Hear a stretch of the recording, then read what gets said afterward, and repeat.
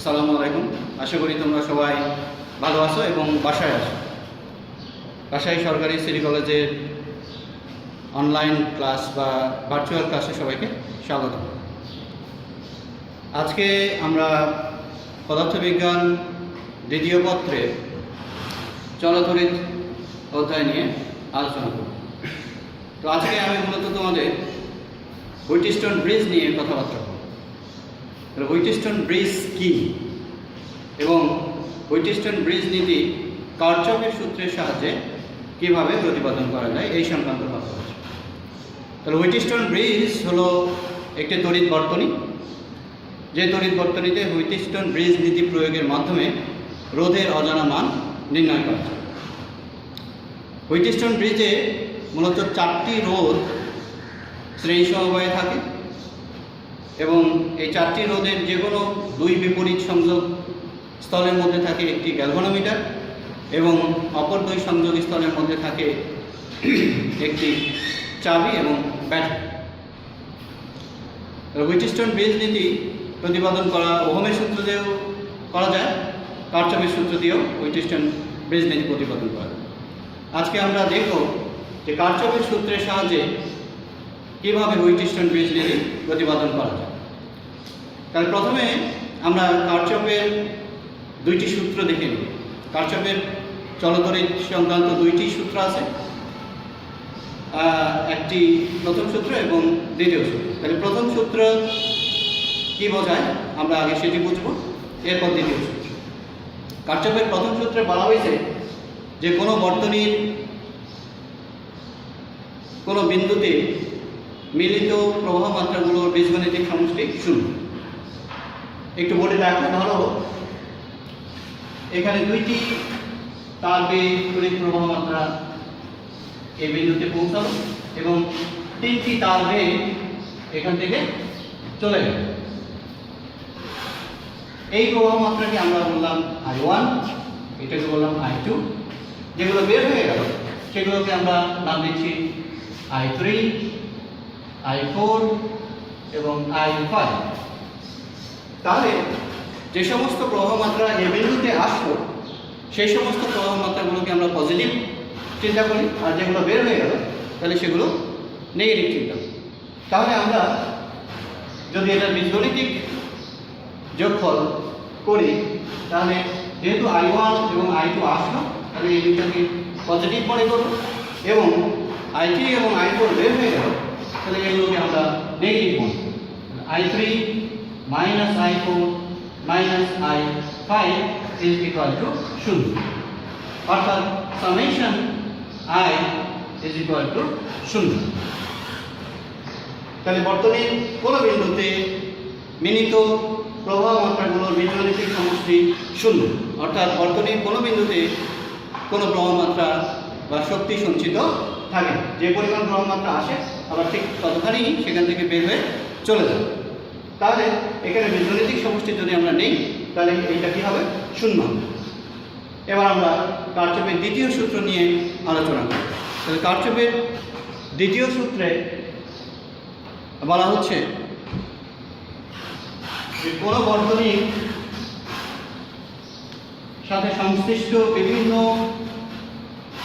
অংশগুলো রোধ এবং এর সাথে সংশ্লিষ্ট প্রবাহ মাত্রাগুলোর বীজগাণিতিক সমষ্টি ওই বর্তনীতে অবস্থিত তড়িৎচালক শক্তির সমান। আবারও বলছি, যে কোনো বর্তনীর বিভিন্ন অংশগুলো রোধ এবং এর সাথে সংশ্লিষ্ট প্রবাহ মাত্রাগুলোর বীজগাণিতিক সমষ্টি ওই বর্তনীতে অবস্থিত তড়িৎচালক শক্তির সমান। তাহলে আমরা এখানে একটি বর্তনীর সাহায্যে এটা দেখতে পারি। ধরো এখানে একটি ব্যাটারি, এখান থেকে দুটি রোধ, যা একটিকে আমরা বলছি R1 আর একটিকে বলছি R2 এবং এর যেহেতু এই দুইটা রোধ শ্রেণী সমবায়ে যুক্ত আছে তাহলে উভয়ের মধ্যে দিয়ে একই পরিমাণ তড়িৎ প্রবাহিত হবে। ধরে এই বর্তনীর তড়িৎচালক শক্তিকে আমরা বলছি E। তাহলে এই বর্তনীর বিভিন্ন অংশগুলো রোধ, তাহলে এই প্রথম রোধটার মান হচ্ছে R1 এর মধ্যে দিয়ে প্রবাহিত প্রবাহ মাত্রা হচ্ছে I প্লাস দ্বিতীয় অংশের রোধকে আমরা বলছি R2, তাহলে এর মধ্যে দিয়ে প্রবাহ মাত্রা হচ্ছে I ইজ ইকুয়াল টু হবে ওই ব্যাটারির তড়িৎচালক শক্তির সমান। যদি এখানে দুইটাতেই প্রবাহ মাত্রা ঘড়ির কাঁটার দিকে, কিন্তু দুইটাকে আমরা পজিটিভ পেয়েছি, যদি আমরা একটা রোধ উপরে রাখতাম আর একটা নিচে রাখতাম, তাহলে একটাতে ঘড়ির কাঁটার দিকে তড়িৎ প্রবাহিত হতো আর একটা ঘড়ির কাঁটার বিপরীত দিকে প্রবাহিত হতো। তখন প্রথমটাকে যদি আমরা ঘড়ির কাঁটার দিকে প্লাস করতাম, তাহলে দ্বিতীয়টাকে মাইনাস করতাম, ইজ ইকুয়াল টু হতো ব্যাটারির তড়িৎচালক শক্তি। অর্থাৎ এটাকে যদি আমরা সামেশন আকারে প্রকাশ করি, তাহলে summation IR that will be equal to E। আর যদি এরকম হয় কখনো যে কোনো বদ্ধ বর্তনীর কোনো জায়গায় তুমি তড়িৎচালক শক্তি সরাসরি দেখতে পাচ্ছ না, তাহলে ওই বদ্ধ বর্তনীর বিভিন্ন অংশগুলো রোধ এবং এই প্রবাহ মাত্রার গুণফলের সমষ্টি সমান সমান তোমরা শূন্য বসিয়ে, তাহলে এটা হলো কারশফের দ্বিতীয় সূত্র। এখন এই দুইটা সূত্র ব্যবহার করে কী করে হুইটস্টোন ব্রিজ নীতি প্রতিপাদন করা যায় এই সংক্রান্ত কথাবার্তা বলতে আমরা শুরু করি। তাহলে আবারও আমাদের দুইটা সূত্র মনে করাই দেই। কারশফের প্রথম সূত্র, যে কোনো তড়িৎ বর্তনী কোনো বিন্দুতে মিলিত প্রবাহ মাত্রাগুলোর বীজগণিতিক সমষ্টি শূন্য। এবং দ্বিতীয় সূত্র বলছে কোনো বদ্ধ বর্তনীর বিভিন্ন অংশের রোধ এবং এর সাথে সংশ্লিষ্ট প্রবাহ মাত্রার গুণফলের বীজগণিতিক সমষ্টি ওই বদ্ধ বর্তনীতে অবস্থিত তড়িৎচালক শক্তির সমান। তাহলে এই দুটো সূত্র আমরা একটু ছোট করে লিখে রাখবো। Summation I is equal to 0। দুই নম্বর সূত্র summation IR is equal to E।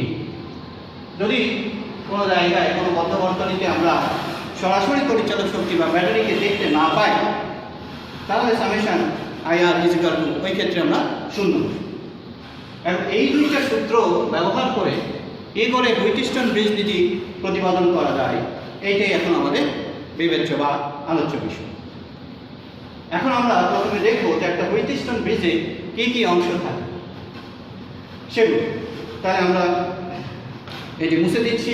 মুছে দেওয়ার পর আমরা একটি হুইটস্টোন ব্রিজ আঁকবো এবং হুইটস্টোন ব্রিজে কী কী অংশ থাকা আবশ্যক সেটি নিয়ে করব। আবার বলছি, হুইটস্টোন ব্রিজ হলো একটি তড়িৎ বর্তনী। বিজ্ঞানী হুইটস্টোন এটা সম্পর্কে আমাদের ধারণা দেন এবং এই ব্রিজ ব্যবহার করে মূলত আমরা রোধের অজানা মান নির্ণয় করতে পারি। তাহলে প্রিয় শিক্ষার্থী, এখন তোমরা দেখো যে একটা হুইটস্টোন ব্রিজে কী কী অংশ থাকে। তাহলে একটা হুইটস্টোন ব্রিজে প্রথমে 4টি রোধ শ্রেণী সমবায়ে যুক্ত থাকে। আমি যেভাবে আছি ঠিক সেইভাবে।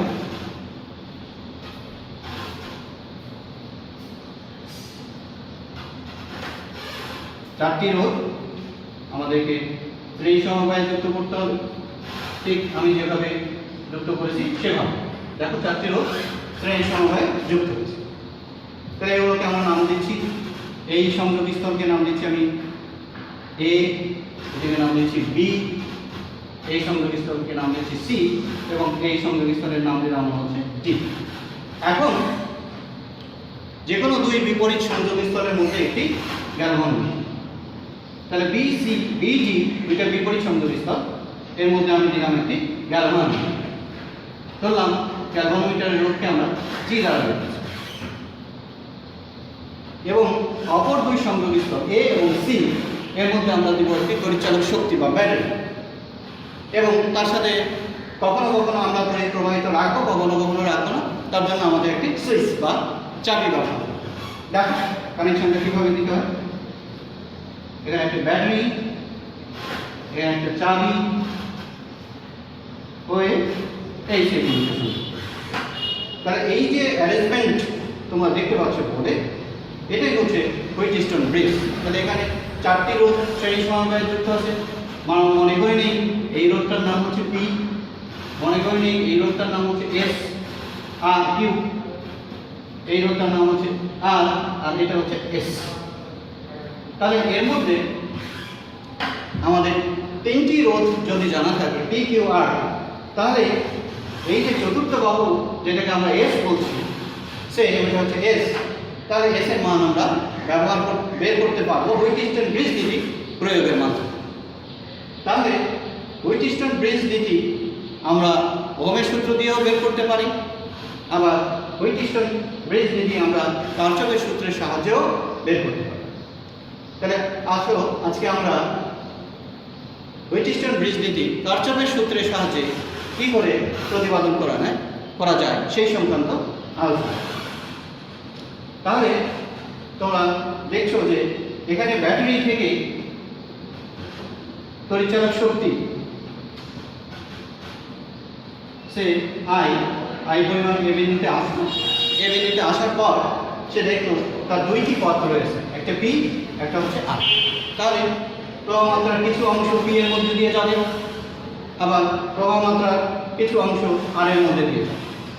এখন আমরা ধরে নেই যে প্রবাহ মাত্রার একটি অংশ, যেটাকে কিনা আমরা বলছি I1, সেটা গেল রোধ পি এর মধ্যে, এবং প্রবাহ মাত্রার অপর একটি অংশ সেটা যেটাকে আমরা I2 নাম দিয়েছি, এবং সেটি আর রোধের মধ্যে দিয়ে গেল। এখন যখন প্রবাহ মাত্রা I1 বি বিন্দুতে আসবে তখন এটি আবার দুইটি ভাগে বিভক্ত। তাহলে ধরে নিই আমরা যে বি বিন্দুর বিভবের চাইতে কিছুটা বেশি। তাহলে যদি তাই হয় তাহলে I1 এর একটা অংশ গ্যালভানোমিটারের মধ্যে দিয়ে যাবে এবং বাকি অংশ রোধ কিউ এর মধ্যে দিয়ে যাবে। তাহলে ধরে নিই যে আমরা বি বিন্দুতে এসে প্রবাহ মাত্রা দুটি ভাগে বিভক্ত করব, যার একটি ভাগকে আমরা বলছি IG, যেটা কিনা গ্যালভানোমিটারের মধ্যে দিয়ে প্রবাহিত হয়ে যে বিন্দুতে আসতো, এবং অপর অংশ অর্থাৎ I1 IG সেইটাকে ধরো আমরা নাম দিচ্ছি হচ্ছে I3, সেইটা কিউ রোধের মধ্যে দিয়ে চলে যাবে। এখন প্রবাহ মাত্রা I2 যখন যে বিন্দুতে আসলো ঠিক সাথে সাথে IGও চলে এসেছে। তাহলে ডি বিন্দুতে প্রবাহ মাত্রা মোট কত হবে? I2 plus IG। তাহলে ডি বিন্দু যে প্রবাহ মাত্রা এই I2 প্লাস IG তার একটা নতুন নাম আমরা দেব, এবং সেই নামকে আমরা বলবো I4। মনে রাখবেন সেই প্রবাহ মাত্রাকে আমরা বলছি I4 যাবে রোধ এস এর মধ্যে। তাহলে সি বিন্দুতে এসে আবার I3 এবং I4 যুক্ত হয়ে মোট প্রবাহ মাত্রা বর্তনী মোট প্রবাহ মাত্রা I। তাহলে এখন আমরা এই হুইটস্টোন ব্রিজ নীতি প্রতিপাদন করতে চাই কারচফের সূত্রের সাহায্যে। তাহলে কারচফের সূত্র যদি আমরা দেখো, ওই যে ডানে কর্নারে লিখে রেখেছি যে সামেশন I = 0 বর্তনীর কোন বিন্দুতে, এবং দেখো দ্বিতীয় সূত্র দেখছি যে সামেশন IR অর্থাৎ প্রবাহ মাত্রা ইনটু রোধ = ওই বর্তনীর তড়িৎচালক শক্তিকে আমরা E দ্বারা প্রকাশ করেছি। তাহলে এখানে তড়িৎচালক শক্তিকে আমরা কি বলতে পারি? তাহলে এখন আমরা কারচফের প্রথম সূত্র আমরা প্রয়োগ করব কোন বিন্দুতে? বি বিন্দু। তাহলে বি বিন্দুতে কারচফের প্রথম সূত্র যদি আমরা প্রয়োগ করি তাহলে কি হবে? দেখো যে বি বিন্দুতে কোন প্রবাহ মাত্রা আসলো? প্রবাহ মাত্রা আসলো I1, বের হয়ে গেল কে IG এবং I3। তাহলে I1 কে যদি আমরা বলি প্লাস, তাহলে IG এবং I3 হবে মাইনাস। তাহলে আমরা প্রথমে কি করব? যে বি বিন্দুতে কারচফের প্রথম সূত্র প্রয়োগ করব। প্রিয় শিক্ষার্থী সবাই লক্ষ্য করো, যেটা আসছে সেটাকে আমরা করছি প্লাস, আর যেটা চলে যাচ্ছে সেগুলোকে আমরা করছি হ্রাস, কমে যাওয়া হিসেবে মাইনাস। তাহলে বি বিন্দুতে আমরা প্রথমে কারচফের প্রথম সূত্র প্রয়োগ করে পাই। তাহলে বি বিন্দুতে কারচফের প্রথম সূত্র প্রয়োগ করে পাই।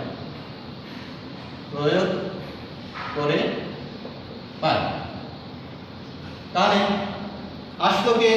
I1। তাহলে I1 বের হয়ে গেল কে IG, আর কে I3, তাহলে ওইটাও minus = according to Kirchhoff's first law = 0। তাহলে এইটা আমাদের ইকুয়েশন নাম্বার 1। এখন একইভাবে ডি বিন্দুতে আমরা কারচফের প্রথম সূত্র প্রয়োগ করব। তাহলে তোমরা লক্ষ্য করো প্রিয় শিক্ষার্থী যে ডি বিন্দুতে কোন দুইটা প্রবাহ মাত্রা এসছে, একটা I2 আর একটা হচ্ছে I3। তার I2 এবং I3 দুইটাকে আমরা প্লাস করবো, আর ওই ডি বিন্দু থেকে কে বের হয়ে গেছে I4, তাহলে I4 হলো মাইনাস। তাহলে এখন আমরা কি করব, ডি বিন্দুতে কাছে প্রথম সূত্র করব। তাহলে ডি বিন্দুতে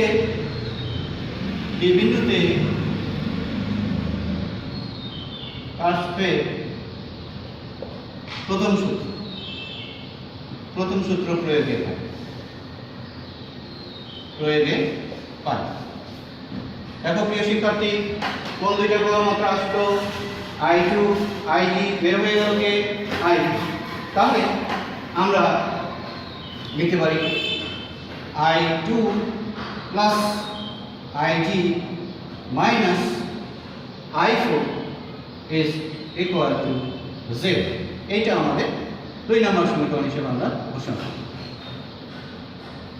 তাহলে আমরা দুটো সমীকরণ পেয়ে গেছি কারশফের প্রথম সূত্র প্রয়োগের মাধ্যমে, এবং ডি বিন্দুতে আমরা প্রথম সূত্র প্রয়োগ করলাম, যার ফলে আমরা 1 নম্বর সমীকরণ পেলাম, এবং ডি বিন্দুতে আমরা প্রথম সূত্র প্রয়োগে আমরা 2 নম্বর সমীকরণ পেলাম।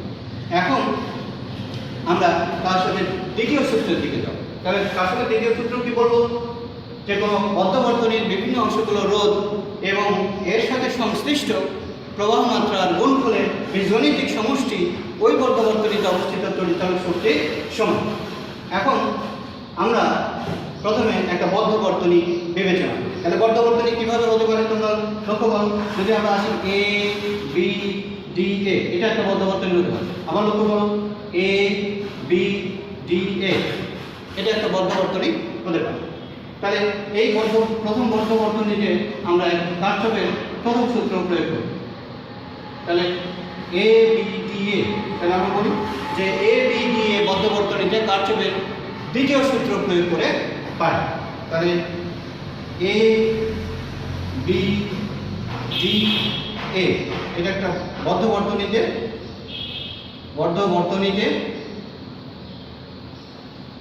দ্বিতীয় সূত্র প্রয়োগে পাই।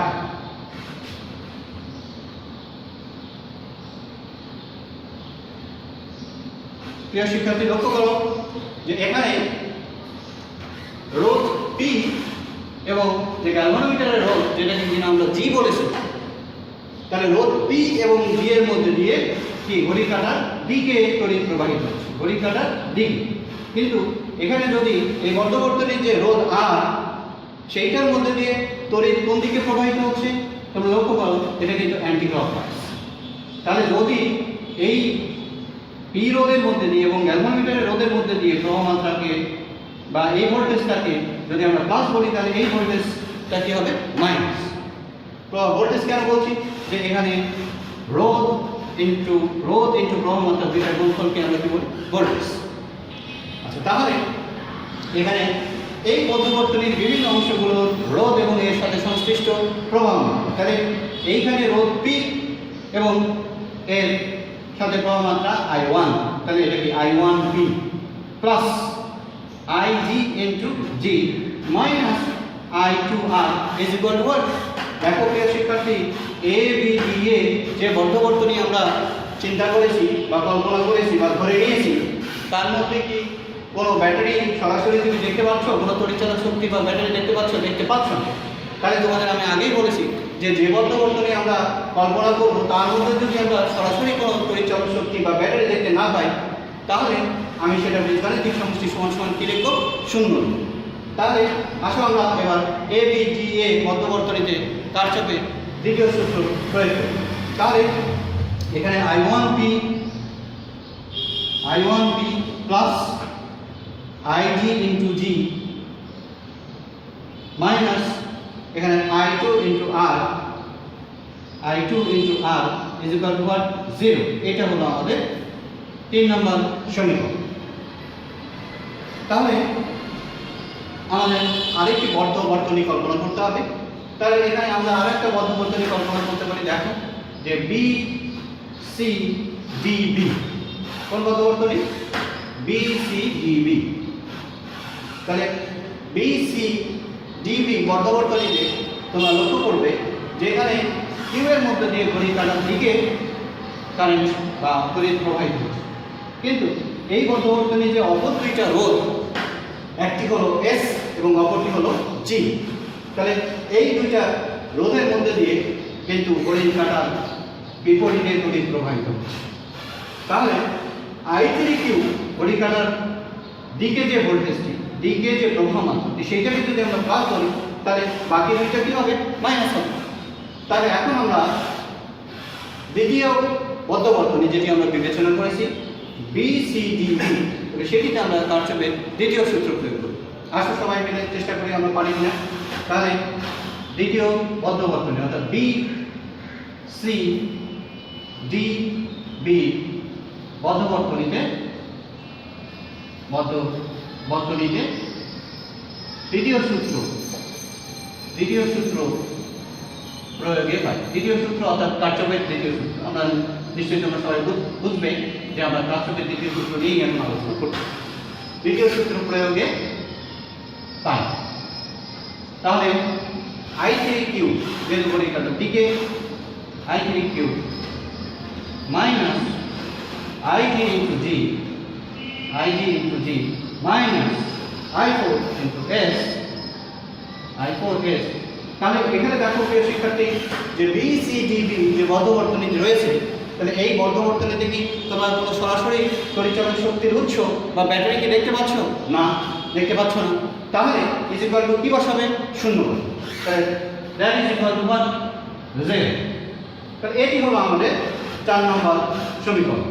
এটি হলো আমাদের 4 নম্বর সমীকরণ। তাহলে আমরা কারশফের প্রথম এবং দ্বিতীয় সূত্র প্রয়োগের মাধ্যমে আমরা 4টি সমীকরণ ইতিমধ্যে আমরা পেয়ে গেছি।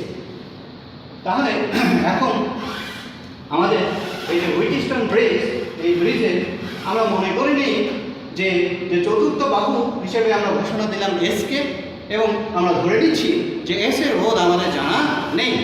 তাহলে আমরা বের করতে চাই যে এই চতুর্থ বাহু যে রোধ এস তার মান কত, সেটা বের করাই আমার উদ্দেশ্য। কোন নীতি প্রয়োগের মাধ্যমে? হুইটস্টোন ব্রিজ নীতি প্রয়োগের মাধ্যমে। তাহলে হুইটস্টোন ব্রিজ নীতি আমরা কোন সূত্র প্রয়োগের মাধ্যমে বের করতে চলেছি? আমরা এখন কারশফের সূত্রের সাহায্যে, কারশফের যে দুটি সূত্র সেটির সাহায্যে। তাহলে আমরা ইতিমধ্যে 4টি ইকুয়েশন আমরা পেয়ে গেছি। এখন এই যে হুইটস্টোন ব্রিজে আমরা আগেই বলেছি যে এই তিনটা রোধ PQR, এই তিনটা রোধ কি হবে? জানানো হবে, এবং এগুলো আমরা চাইলে পরিবর্তন করতে পারি।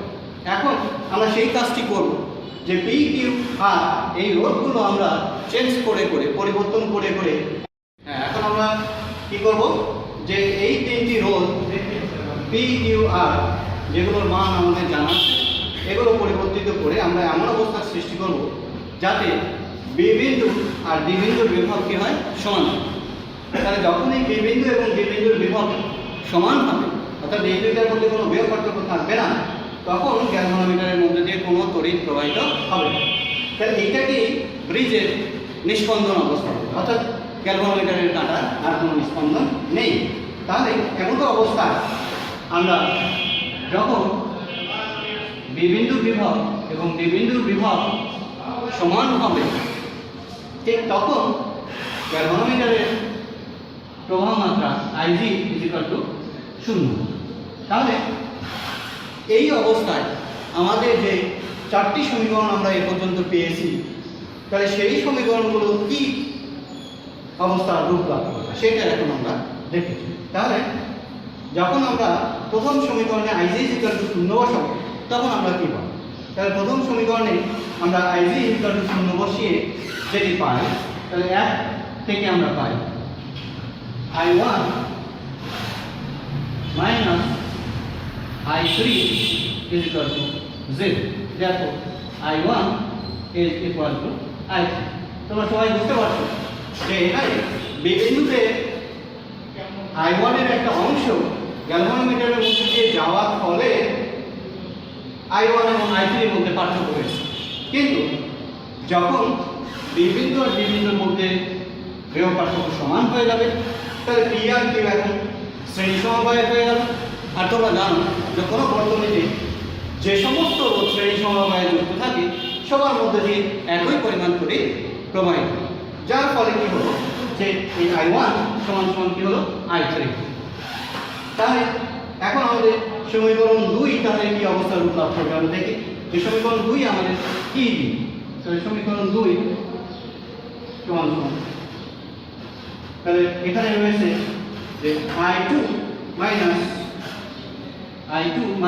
I4 that is equal to 0, therefore I2 is equal to I3। তাহলে এটা আমরা দিলাম ইকুয়েশন নাম্বার 5 এবং এটাকে দিলাম আমরা ইকুয়েশন নাম্বার 6। এর পরবর্তীতে আমাদের ইকুয়েশন 3 কি হবে? তাহলে তোমরা দেখো equation 3 I1p plus IgG minus I2r is equal to 0। তাহলে এখানে IgG is equal to যদি আমরা শূন্য দেই, শূন্য বসাই, তাহলে I1p সমান সমান হবে I2r। তাহলে ইকুয়েশন 3 আমাকে এই অবস্থায় কি দিচ্ছে? তাহলে ইকুয়েশন 3 হতে আমরা পাই, ইকুয়েশন 3 হতে পাই I1p is equal to I2r is equal to I2r। This is equation number 7। এবার ইকুয়েশন 4 আমাদের কি? তাহলে ইকুয়েশন 5 এ কি আছে তোমরা দেখো ইকুয়েশন করতে I3q minus IgG minus I4s is equal to 0। তাহলে ইকুয়েশন 4 আমাদের যেটি দিবে সেটি হলো I3q is equal to I4s। দেখো I3q is equal to I4s। This is equation number 8। তাহলে আমরা এই তিনটি রোধ যেগুলো আমাদের জানা রয়েছে P, Q, R সেগুলো পরিবর্তিত করে আমরা যে সিচুয়েশন তৈরি করলাম দ্যাট মিনস বিবিন্দু এবং বিবিন্দু বিভব সমান করলাম। এমতো অবস্থায় গ্যালভানোমিটারের প্রবাহমাত্রা শূন্য হয়ে যাওয়ায় আমাদের চারটি যে সমীকরণ ছিল সেগুলো যে রূপ লাভ করলো এবং সেগুলোর নতুন নতুন নাম দিলাম আমরা equation I1 is equal to I3 সেটাকে আমরা বললাম সমীকরণ 5, I2 is equal to I4 সমীকরণ 6 এবং I1p is equal to I2r সমীকরণ 7 এবং I3q is equal to I4rs এটা হলো সমীকরণ 8। এখন আমরা সমীকরণ 7কে সমীকরণ 8 দ্বারা ভাগ করি। তাহলে সমীকরণ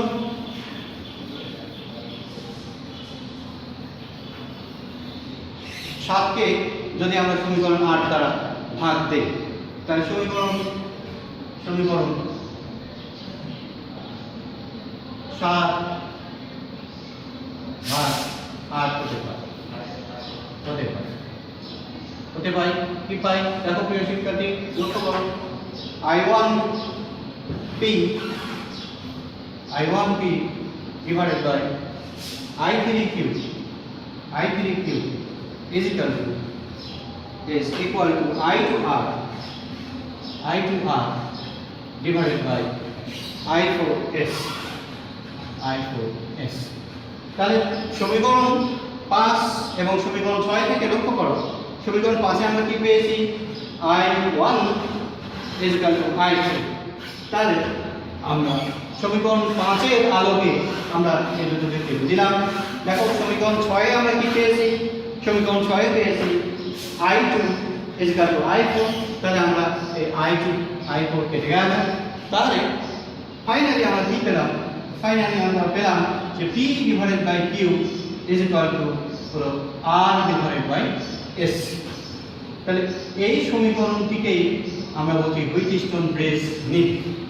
তাহলে বিজ্ঞানী হুইটস্টোন যেটি প্রতিপাদন করেছিলেন এবং এর সাহায্যে আমরা রোধের অজানা মান নির্ণয় করতে পারি। তাহলে তোমরা দেখবে যে বর্তনীতে যে এস রোধ রয়েছে যেটির মান আমরা বের করতে চাই, তাহলে এই সমীকরণ ব্যবহার করে আমরা সহজেই সেটি বের করে ফেলতে পারবো।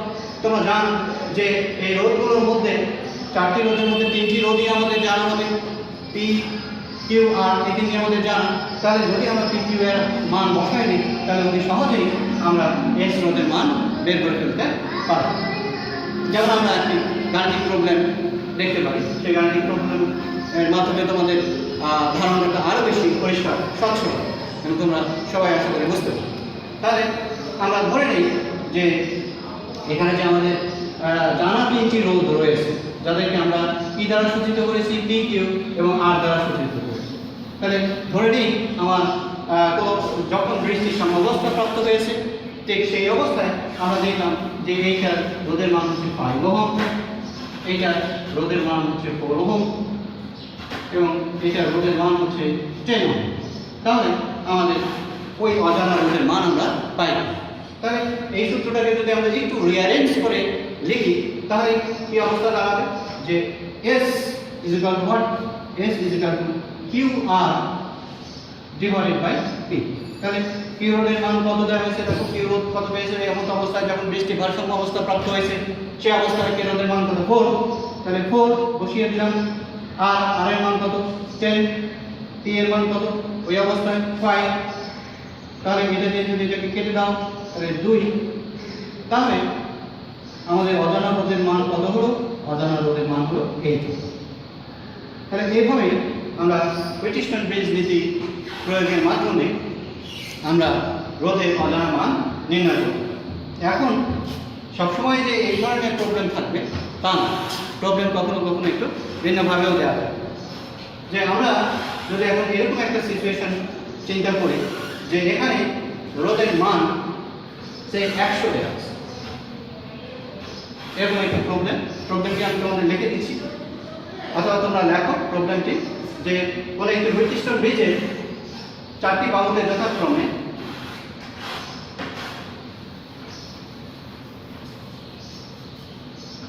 হুইটস্টোন ব্রিজের 4টি বাহুতে যথাক্রমে 5, 4, 10 এবং 100 ওহম রোধ যুক্ত আছে। এর চতুর্থ বাহুতে কত মানের রোধ কিভাবে যুক্ত করলে বৃষ্টির সাম্যাবস্থা প্রাপ্ত?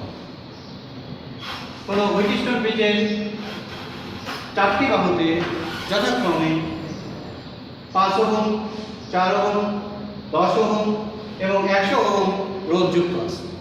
তাহলে চতুর্থ বাহুতে কত মানের রোধ কিভাবে যুক্ত করলে বৃষ্টির সাম্যাবস্থা? প্রিয় শিক্ষার্থী, এখন দেখো যে এখন যে অবস্থা আছে এই অবস্থায় চতুর্থ বাহুতে 100 ওহম রোধ আছে এবং 100 ওহম কিন্তু অবভিয়াসলি ব্রিজটাকে সাম্যাবস্থায় নিয়ে আসতে পারবে না। তাহলে এখন তোমাকে বলা হলো যে চতুর্থ বাহুর রোধের সাথে কত মানের রোধ কিভাবে যুক্ত করলে ব্রিজটি সাম্যাবস্থা পাবে।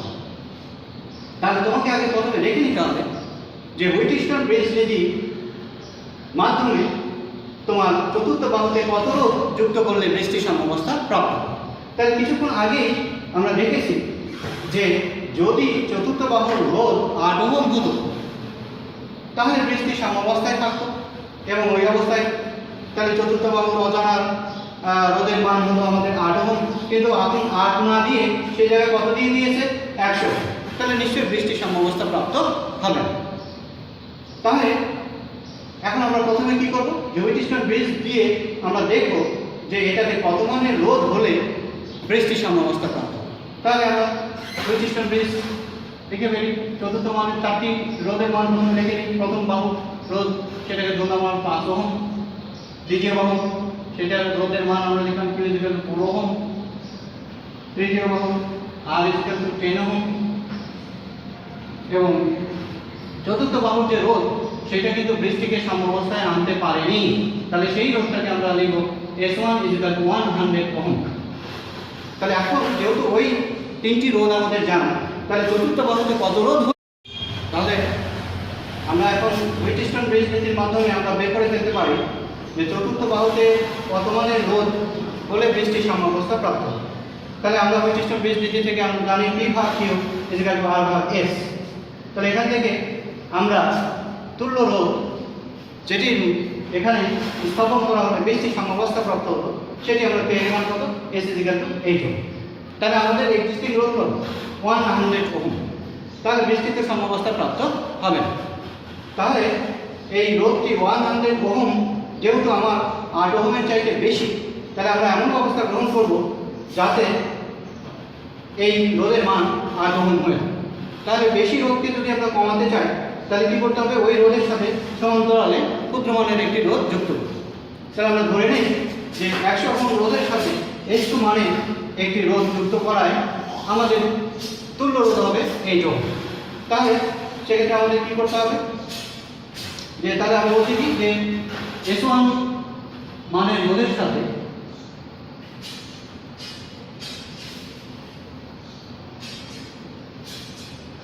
S2 মানের রোধ সমান্তরালে যুক্ত করি,